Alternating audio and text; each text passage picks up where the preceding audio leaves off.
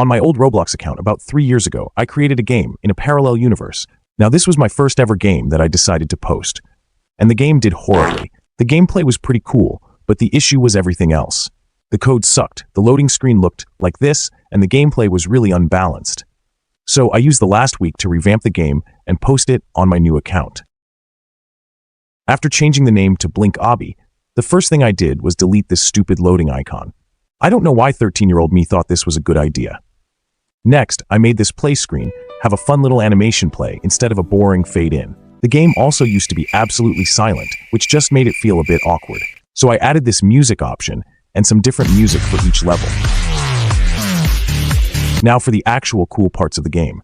There are two obbies, a black and a white one. When you blink, you switch between the two obbies.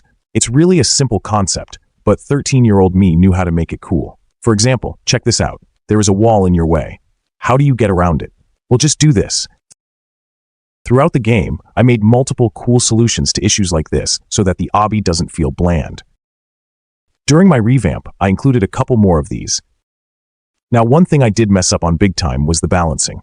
Like, I'm telling you, level 5 used to be the second hardest level, and level 8 was easier than the first level. Yeah, you heard me on that one. Instead of making a tutorial level, I for some reason made the first level a long and grueling obby with no need to blink at all.